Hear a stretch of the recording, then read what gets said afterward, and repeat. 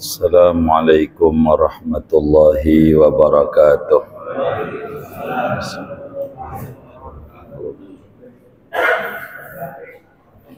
Bismillahirrahmanirrahim. Alhamdulillahi rabbil alamin. Wassalatu wassalamu ala sayyidina Muhammadin wa ala alihi wa sahbihi ajma'in. Allahumma inna nastahdika li arsyadi amrina wa zidna ilman yanfa'una. Qala al-imam al-muallif rahimahullahu ta'ala wa nafa'ana bihi wa bi barakati ulumihi wa ghafara lahu wa li masyaikhihi wa li masyaikhina amin. Ya aliyu man kasurat dhunubuhu. Betul. Halaman berapa? 41. Ya Aliyu, wahai Ali, man kathurat dhunubuhu, siapa orang yang banyak dosa-dosanya dia, dhahaba bahauhu, niscaya hilanglah oleh kewibawaan dia, oleh cahayanya dia, oleh kesenangannya dia. Wallahu a'lam bishawab. Segini aja, jangan banyak-banyak. Saudara-saudara sekalian yang mulia, perlu diketahui oleh kita bersama bahwa Allah Subhanahu wa ta'ala menghadirkan kita dari tidak ada menuju kepada ada, dan adanya kita di alam dunia ini Allah adakan bukan untuk membuat kita sengsara, tapi Allah mengeluarkan kita menuju jagat raya ini, menuju agar supaya kita hidup penuh bahagia, penuh kesenangan, penuh kewibawaan, penuh dengan cahaya ada di jagat raya ini. Karena itu Allah Subhanahu wa ta'ala turunkan kitab-kitab suci, dan Allah utus para rasul, termasuk Nabi Yuna Muhammad sallallahu alaihi wa alihi wasallam, hadir di tengah-tengah kita.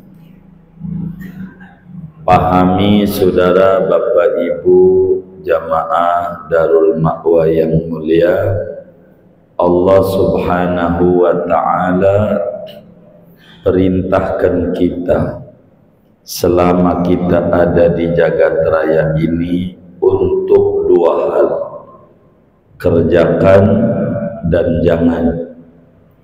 Kerjakanlah ini, jangan kerjakan itu. Semua yang Allah perintahkan kepada kita, pastikan semuanya mengandung kebaikan. Segala Allah larang, apa saja yang Allah larang sama kita, pasti di dalamnya mengandung kemadharatan yang merugikan kita. Sehingga kita harus fahami saudara, sebagai seorang hamba Allah yang ingin hidupnya bahagia di dunia dan bahagia di akhirat, ingin menapaki jalan-jalan kebahagiaan, bahwa dosa itu bahayanya besar. Dan malam hari ini kajian kita akan membahas tentang dampak buruk daripada mengerjakan dosa.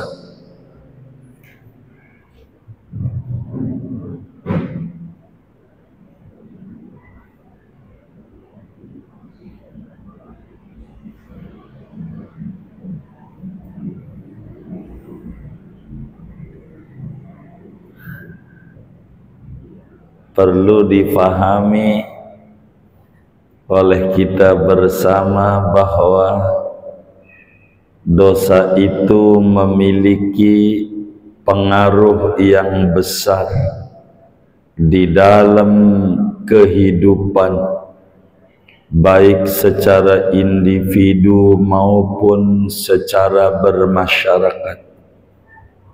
Betapa besarnya bahaya dosa pada hati, pada badan, pada keluarga, pada lingkungan, dan pada bermasyarakat.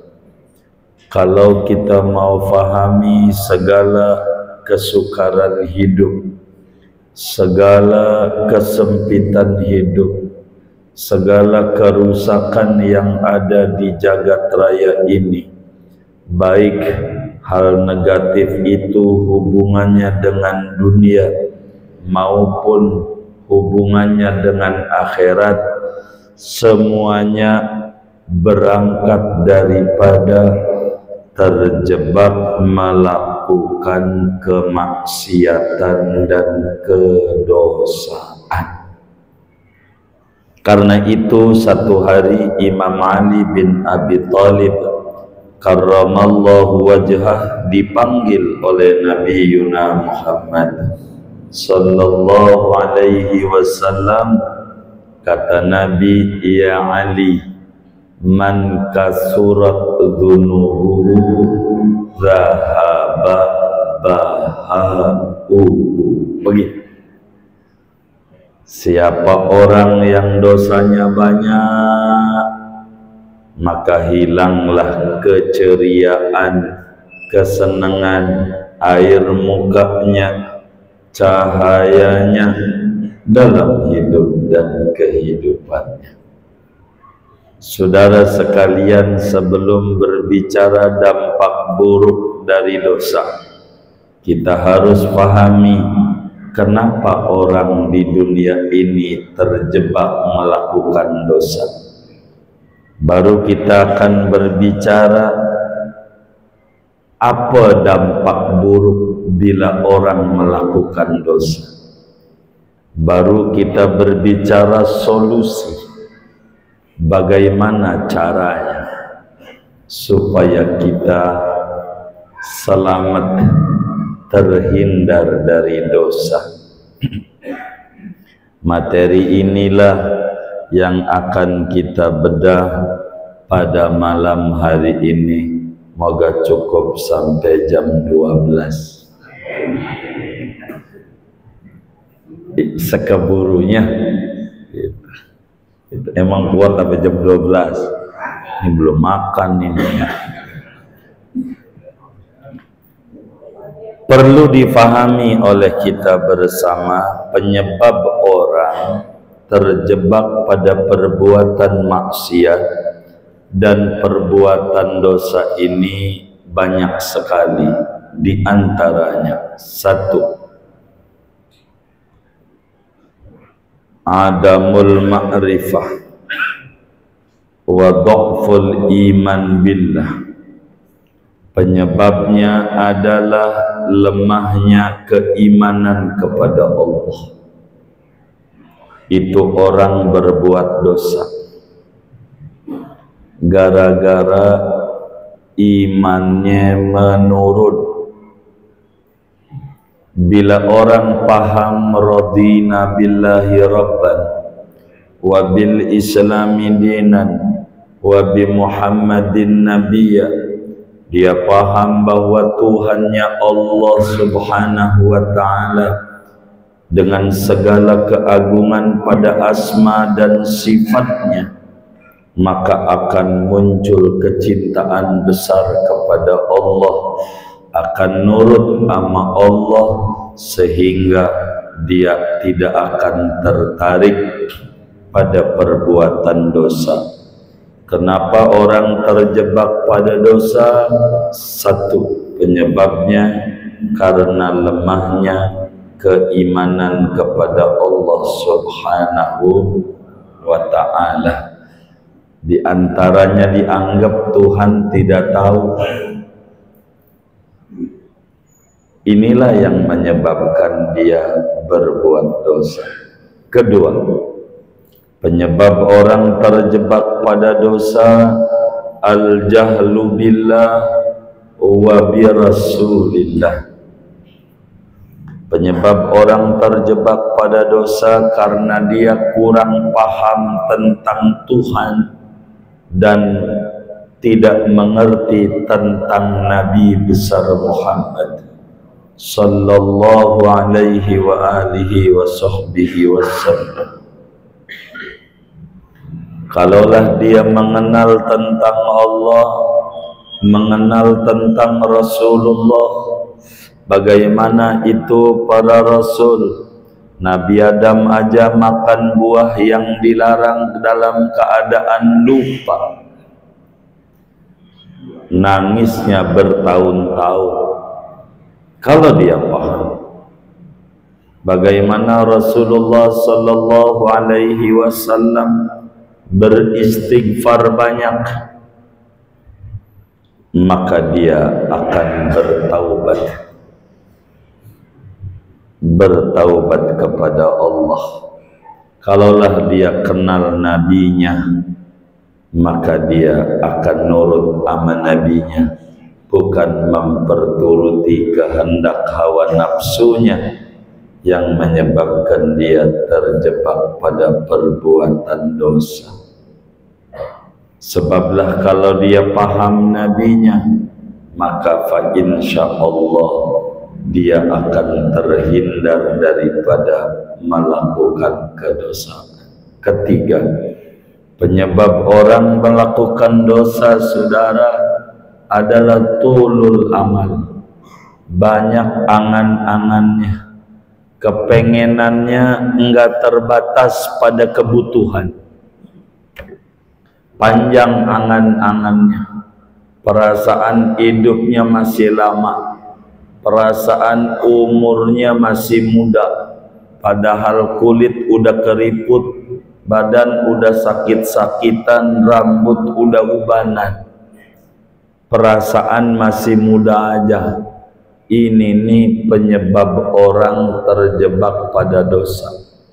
Kalau dia paham, bayi yang umur seminggu aja dicabut nyawanya sama Allah, apalagi yang udah bangkotan. Mau sampai kapan dia mengerjakan dosa? Kalaulah dia qisarul amal, pendek angan-angannya, maka dia akan mampu menghindarkan daripada dosa, karena perasaan hidup masih lama. Pokoknya kayak orang-orang moto hidupnya, muda poya-poya, tua kaya raya, mati masuk surga. Surga siapa? Ini gara-gara tulul aman, panjang angan-angan, panjang angan-angan. Begitu. Mana lagi penyebab orang terjebak berbuat dosa? Kurang kuat tekad untuk bahagia. Dhaful azmi ala rusydi. Dia lemah kemauannya untuk sukses. Udah hidup apa adanya aja, nggak apa-apa, neraka-neraka dah. Begitu. Ini payah yang kayak begini. Payah. Dia nggak paham betapa dia kudu berupaya untuk benar, untuk sukses. Betapa para sahabat, para tabi'in berjibaku ibadah karena mereka mengerti betapa pentingnya punya tekad yang kuat untuk sukses. Ketika kita hidupnya apa adanya, ya sudah, tergantung mood. Lagi pengen ibadah, lagi nggak pengen ibadah ya kagak ibadah. Banyakan sih kagak pengen ya kalau ibadah. Ini yang menyebabkan orang terjebak maksiat. Terakhir biar banyak, kalau dipanjangin panjang. Mukhalatatul fasiqi, bergaul dengan pendosa. Kalau kita sering bergaul dengan orang berbuat dosa, maka dosa menjadi biasa. Ketika kita dosa menjadi biasa, nanti pengen nyobain. Kalau sudah kita ngerjain, nanti ketagihan. Kalau udah ketagihan, maka dosanya banyak. Kalau dosanya banyak, kata Nabi sama Imam Ali, ya Ali, man kasurat dzunubuhu dhahaba bahauhu. Begitu. Inilah beberapa faktor terjebaknya orang pada dosa. Lalu, apa bahaya besar dosa? Saudara sekalian, bahaya besar bila kita terjebak pada dosa banyak sekali. Yang pertama adalah hirmanur rizqi, akan seret rezekinya. Dagang dari dulu dagang, istiqomah dari zaman Ki Benen dagang, tapi kagak ada kelihatan untungnya. Dagang mulu. Kerja dari dulu kerja, enggak ada perubahan. Yang penting asal kerja, enggak ada hasilnya. Itu gara-gara dosa. Kata Nabi, innal abda la yuhramu minar rizqi bidzambil ladzi yusib. Sesungguhnya seorang hamba diseretkan rezekinya tersebab dosa yang dia kerjakan. Maka bahaya dosa membuat kita rezekinya seret. Itu dosa. Dua, dosa itu menyebabkan hilangnya cahaya pada wajah. Wajah kita sudah tidak bercahaya karena hati kita gelap. Hati kita gelap karena hitamnya dosa. Hitamnya dosa mungkin karena makan yang tidak halal. Siapa orang yang banyak makan, banyak minum. Siapa orang yang doyan makan minum, banyak tidur. Siapa yang banyak tidur, banyak dosa. Siapa yang banyak dosa, keras hati. Siapa yang hatinya keras, wajahnya tidak bercahaya, kelihatannya rungsing mulut. Tahu rungsing enggak? Gitu. Apa? Ruwet. Iya, mumet terus hidupnya. Begitu, mumet terus. Enggak ada wajah seneng-senengnya hidup. Begitu. Makanya Nabi bilang, ya Ali, man kasurat dunubuhu dhahaba bahau. Ibnu Abbas radhiyallahu ta'ala an menyatakan dalam satu hadisnya, innalis sayyiati sawadan fil wajhi wa dhulmatan fil qalbi wa wahnan fil badani wa hirmanan fil rizqi wa bughdan fi qulubil khalqi. Sesungguhnya perbuatan dosa itu menyebabkan hitam pada wajah, gelap pada hati, lemah pada badan, seret pada rezeki, dan kebencian di mata orang-orang. Sebaliknya, Wa inna lil hasanati bayadun fil wajhi wa nuran fil qalbi wa sa'atan fil rizqi wa quwwatan fil badani wa mahabbatan fi qulubil khalqi. Sesungguhnya berbuat baik itu membuat wajah bercahaya, hati bersinar, badan sehat, kuat, rezeki lancar, dan orang pada demen. Itu kebaikan. Maka orang yang melakukan dosa, di antara bahayanya ruwet wajahnya, udah kayak benang kusut di kaki ayam, dibenerinnya susah. Begitu. Itu gara-gara banyak dosa. 3, penyebab orang banyak dosa itu bahayanya zawalun ni'mah, hilangnya kenikmatan yang Allah berikan. Sehat berubah jadi sakit,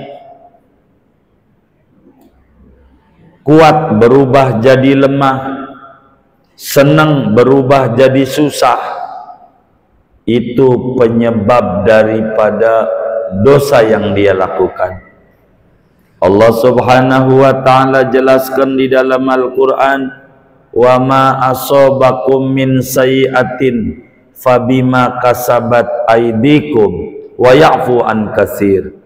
Apa saja yang menimpa kepada kalian oleh kesusahan, nikmat berubah jadi siksaan, senang berubah jadi susah.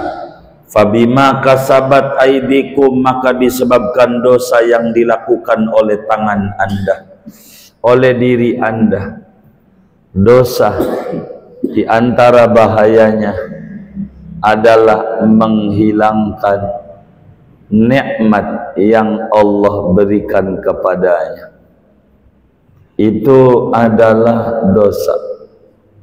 Bila kita badan kena stroke, darah kita tinggi, dan segalanya dari berbagai penyakit, penyebabnya karena kita melakukan pelanggaran atau perbuatan dosa. Bentuknya banyak. Ada dosanya duitnya buat beli makanannya dapat nyolong, jadilah kolesterol, jadilah asam urat, jadilah asam lambung, jadilah kanker, dan segalanya. Kenapanya? Ya begitu. Keempat, di antara bahaya dosa hirmanul ilmi, susah diajarin ngaji. Kalau ngaji nggak dapet, ditanya mau jawabnya pinter, muridku, kata gurunya, paham tidak? Paham guru. Gua kagak. Muridku paham tidak? Paham guru. Gua sih kagak. Yang paham gurunya, kitanya kagak paham-paham. Kenapa ilmu itu enggak nyangkut dosa? Sebab ilmu adalah cahaya yang Allah campakkan di dalam hati seorang anak manusia. Bila hati itu terkena dampak dosa, ilmu itu sulit menempel dalam hati. Imam Syafi'i pernah mengadu kepada gurunya Imam Waqi'. Imam Waqi', Sesardi udah zarah. Oh, udah, alhamdulillah. Imam Waqi' 300 meter dari makam Imam Syafi'i. Waqi' dulu gurunya. Baru 300 meter di Kairo, di Mesir, makam Imam Syafi'i. Imam Syafi'i ngadu sama gurunya Waqi'.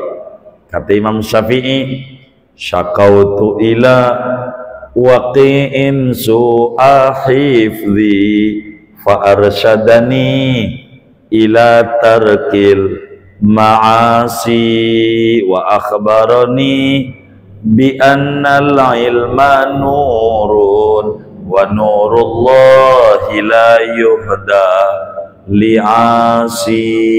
Aku pernah mengadu sama guru, sulit ngapalin kitab, sulit.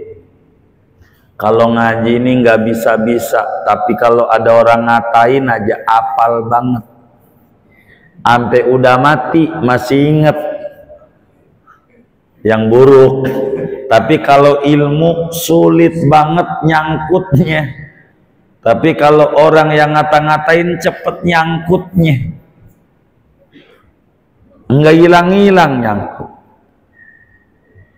Kenapa ini guru? Arsyadani ila tarkil masi, tinggalin dosa. Wa akhbaroni, guru bilang alasannya bahwa ilmu adalah cahaya dan cahaya Allah tidak bakal diberikan kepada orang yang pendosa. Maka di antara penyebab otak kita belet, ngaji orang nyangkut-nyangkut, dosa kita banyak. Di antara bahaya dosa, bikin ngaji orang paham. Bebel ya. Bebel. Ini dosa penyebabnya dosa. Itu bahaya dosa. Mana lagi bahaya dosa? Menyebabkan kesulitan dan problem terus menimpa diri kita. Hidup tambah susah. Ganti pemimpin dipikir tambah enak, tambah payah. Kata Allah dalam Al-Quran, walau anna ahlal qura amanu wattaqau lafatahna alaihim barakatim minas samai wal ardi. Kalaulah penduduk negeri itu semuanya beriman bertakwa, kami buka keberkahan langit dan bumi. Karena dia tidak bertakwa, demen berbuat maksiat, maka keberkahan itu diganti. Yang muncul kesulitan demi kesulitan yang ada pada negeri itu. Puyeng. Sampai ada orang ngobrol sama temennya, kelihatan wajahnya mumet. Ditanya, ngapa lu mukanya murung? Dia jawab, begini bang, begini. Gua ini bingung kenapa lu pegangan? Kalau bingung pegangan. Bukan itu, gua ini dari dulu hidupnya menjadi beban di keluarga. Hidup saya ini selalu menjadi beban keluarga.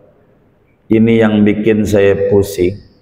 Temannya diusap-usap pundaknya. Sabar bro, sabar. Ada loh sekeluarga jadi beban negara. Jangan catat. Ini temennya, bukan saya yang ngomong, temennya. Lo mau jadi beban keluarga doang. Ini mau ada sekeluarga beban negara. Begitu. Mana orangnya? Catat. Mana lagi bahaya dosa? Hilangnya ketentraman jiwa, hilangnya keamanan negeri. Negerinya akan dibanjiri banjir besar.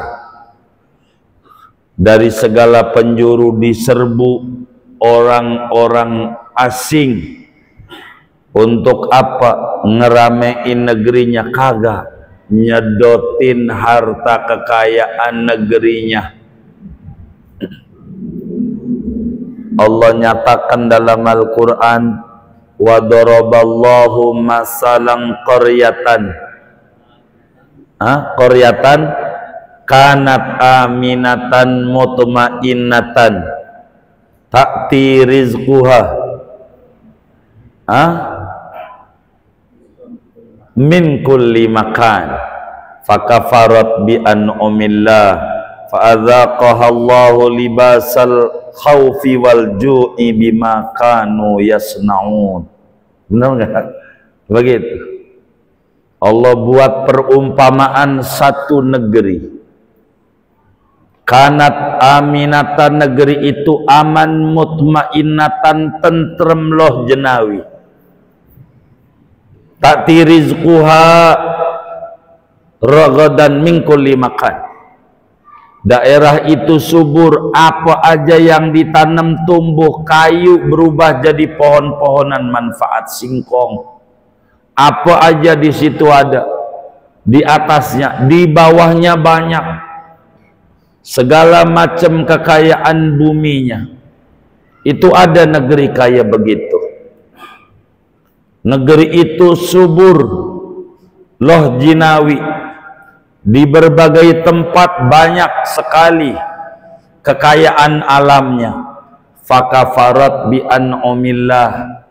Cuman sayangnya mereka kufur pada nikmat Allah. Mereka kurang mau bersyukur. Mereka demennya mengerjakan dosa. Timbang dikasih Indomie doang, milih. Begitu ujungnya nyela aja dia. Begitu. Yang benar dijelek-jelekin, yang jelek dibener-benerin. Di negeri itu begitu. Yang tidak ngerti diangkat jadi pemimpin, yang ngerti kagak boleh naik ngurusin orang di negeri itu. Akibatnya fa'adzaqahallahu libasal khaufi wal ju'. Negeri itu ditimpa ketakutan dan kelaparan. Negerinya subur, masyarakatnya kurang maju. Negerinya subur, masyarakatnya ketakutan, banyak kesusahan, banyak kebingungan, lapar masyarakatnya. Sebab apa? Sebab mereka melakukan pelanggaran dosa. Maka bila kita melakukan dosa akan muncul ketakutan, akan muncul kelaparan.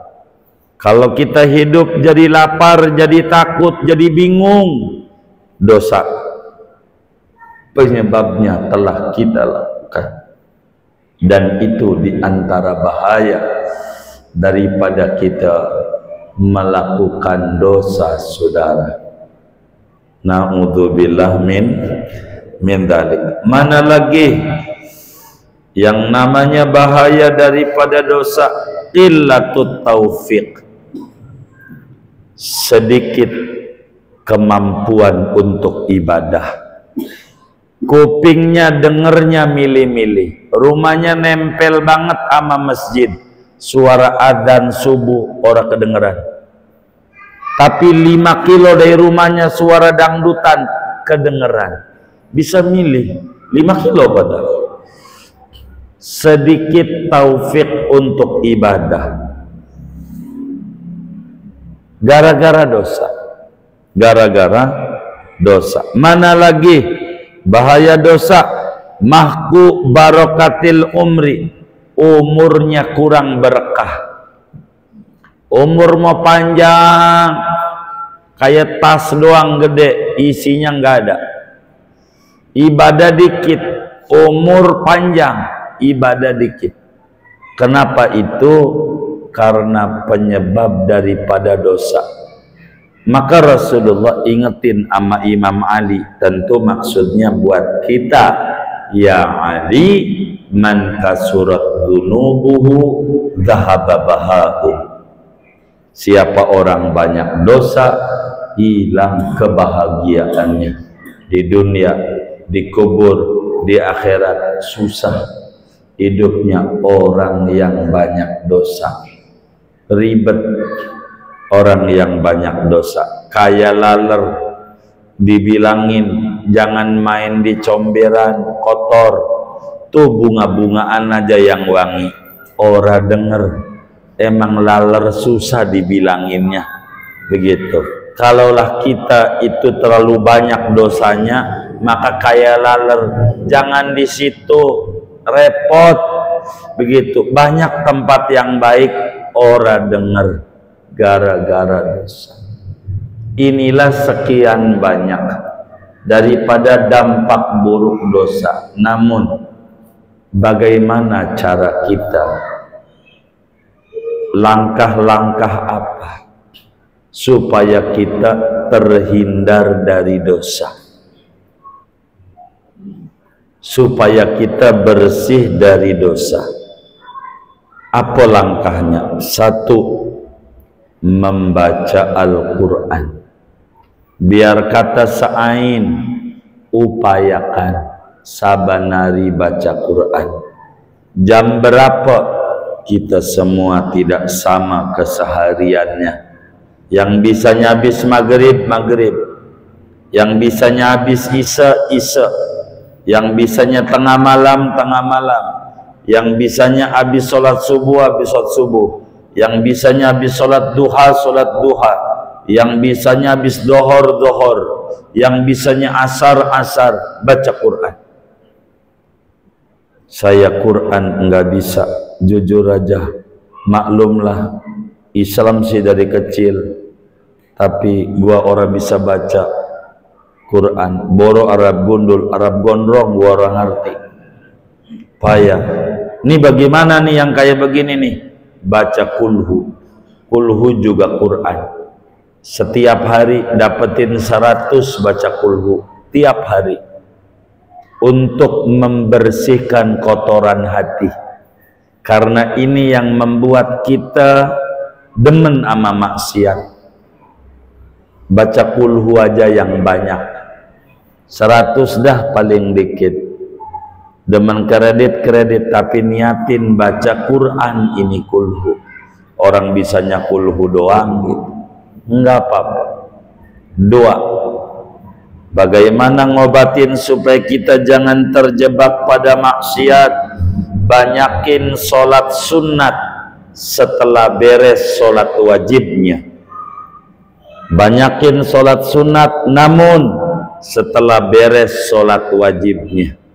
Kalau kita masih punya utang sholat wajib, kodokin dulu. Kita udah beres kodoknya, sholat sunnat. Itulah cara kita memunculkan kecintaan dari Allah. Kalau Allah udah cinta, kita bakal dilindungi dari dosa. Wala yazalul abdu yataqarrabu ilayya bin nawafil hatta uhibba. Fa idza ahbabtu kuntu sam'ahu ila akhiril hadis. Kalau kita sudah gemar mengerjakan ibadah-ibadah sunat sesudah beres ibadah wajib, Allah cinta sama kita. Kalau Allah cinta, Allah jaga segalanya pada kita. Ketiga, kalau kita pengen terhindar dari dosa, supaya kita muncul kebahagiaan, kasratul hudur fi majalisil ilmi, demen hadir di majelis taklim, ngaji aja. Walaupun kita enggak bisa baca, enggak bisa nulis, duduk aja di majelis taklim. Duduk aja. Dengerin tuh nasihat. Duduk doang, walaupun sambil nyender, namanya jider, ngaji nyender, enggak apa-apa. Dia punya saudara jidur, ngaji, enggak apa-apa. Yang penting demen hadir di majelis taklim. Sebab itu majelis humul qaum la yashqa bihim jalisuhum. Itu perkumpulan tidak akan bernasib sial yang ada di situ. Walaupun kita nggak ngerti ngaji, nggak ngerti kitab, duduk di majelis taklim walaupun orang paham, kita bakal keseret laksana rambutan busuk, kumpul ama rambutan bagus, dinilai bagus juga ketimbang dan harganya mahal semahal rambutan bagus yang ada di peti. Bener gak? Gara-gara apa? Gara-gara apa? Kumpul di tempat yang baik-baik. Begitu. Demen hadir majelis ilmu. Kalau ada pengajian datang aja. Gua orang paham, enggak apa-apa. Biar kata enggak paham. Ntar paham Allah yang kasih. Datang aja di majelis taklim, datang.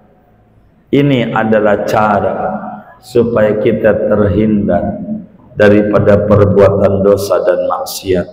Mana lagi? Keempat, kita demen bertafakur. Bertafakur. Coba baca tuh surat An-Naml, ada burung pelatuk. Pelatuk namanya hudhud, burungnya Nabi Sulaiman. Jadi gambar logo pos. Pos itu logonya apa? Burung. Iya, burung hudhud. Burung hudhud hilang sebentar, enggak berhari-hari, sehari doang. Nabi Sulaiman, mana ini hudhud? Burungnya. Dia lagi pergi ke istana Ratu Balkis, enggak bareng sama Nabi Sulaiman. Pergi tuh burung, diancam. Lu dari mana? Pergi cuman sehari. Lah kita jauh dari Allah bertahun-tahun, enggak sadar kebangetan, kalah sama burung hudhud. Burung hudhud aja buru minta maaf sama Allah, sama Nabi Sulaiman. Kita ini jauh dari Allah. Udahlah, yang dulu-dulu pegel, duit yang udah dibuang buat sedekah yang di atas panggung orang hajatan tuh apa namanya? Oh, nyawer ya, sedekah bahasanya bagus amat itu. Nyawer namanya. Itu jangan dihitung, pegel itu. Udah yang ada aja semampu kita. Aduh, sekarang udah payah usaha juga, duit tinggal dikit. Udah biar kata 2.000 kayak ada kotak amal, isi aja. Jumat tuh jangan pura-pura merem. Begitu, ngegantiin yang maren-maren dah. Begitu. Kita ukur banyak bertafakur. Mana lagi supaya kita terhindar pada maksiat, demen puasa. Banyakin puasa. Puasa yang paling bagus, tertinggi, nomor 1 puasa Daud. Sehari puasa, sehari enggak. Sehari puasa, sehari enggak. Ingat, kalau kita udah puasa Daud, kagak ngerti Muharram, nggak tahu, nggak ngerti Senin Kamis, nggak ada, nggak ada hari Arafah, nggak ada. Kalau udah puasa Daud, waktunya puasa, puasa, waktunya buka, buka.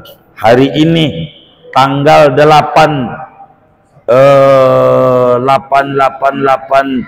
Dzulhijjah, 8 Dzulhijjah, hari Tarwiyah. Giliran puasa besok. Besok hari apa ya? Selasa. Senin besok puasa, Selasa hari Arafah, Rebo Idul Adha, kan begitu tuh susunannya, benar nggak? Nah, Senin besok Tarwiyah, giliran puasa, ya puasa. Selasa hari Arafah, giliran buka, kagak puasa. Emang begitu, namanya Daud. Begitu, sehari puasa, sehari enggak. Karena Arafahnya enggak puasa, besok Idul Adha, nanti hari Tasyrik, terakhirnya puasa. Kalau hari ini enggak puasa, Arafah puasa, maka habis hari Tasyrik kagak puasa. Begitu, sehari puasa, sehari enggak. Pokoknya rumusnya begitu. Jangan puasa Daud, ada yang undang makan, boleh buka enggak? Ya itu sih bukan puasa Daud, puasa karena enggak ada yang ngajak makan. Gitu, puasa Daud. Nomor 2-nya puasa Imam Ghazali. Itu puasa sunat paling tinggi nomor 2. Senin, Kamis, Jumat. Ini yang cocok buat saudara. Senin, Kamis, Jumat. Sabtu Minggu kondangan. Sabtu Minggu kondangan. Kalau Daud, mana makanan enak lagi puasa. Bukan nggak ya? Tuh begitu. Udah Senin, Kamis, Jumat. Senin, Kamis, Jumat. Torekat Ghazaliyah paling tinggi nomor 2. Nomor 3 Senin, Kamis. Senin, Kamis. Senin, Kamis. Nomor 3. Nomor 4 Ayamul Bid. Ayamul Bid 13, 14, 15 saban bulan. Udah mentok. Udah mentok. Udah nggak ada lagi. Yang paling tinggi, pokoknya paling rendah sebulan 3 hari puasa. Tanggal berapa? Tanggal berapa aja dah. Begitu. Yang enak mau tanggal tua aja kan lagi nggak ada duit. Iya nggak apa-apa udah. Begitu, yang penting puasa bagus. Dan terakhir, dan ini yang terpenting, untuk menghindarkan daripada dosa, istighfar dan bertaubat. Kita kudu bertaubat dan beristighfar, supaya yang tadinya hati gelap jadi terang, wajah enggak ada air muka menjadi bercahaya, seret rezeki menjadi subur, dan seterusnya. Singkatnya, malam hari ini, apa dampak buruk daripada melakukan maksiat? Inilah uraian-uraiannya. Betapa Nabi sayang kepada kita melalui Imam Ali bin Abi Thalib. Moga Allah selamatkan kita di dunia, di kubur, dan di akhirat. Amin ya rabbal alamin. Ada yang ditanya mungkin dari materi ini atau di luarnya sebelum doa, dipersilahkan.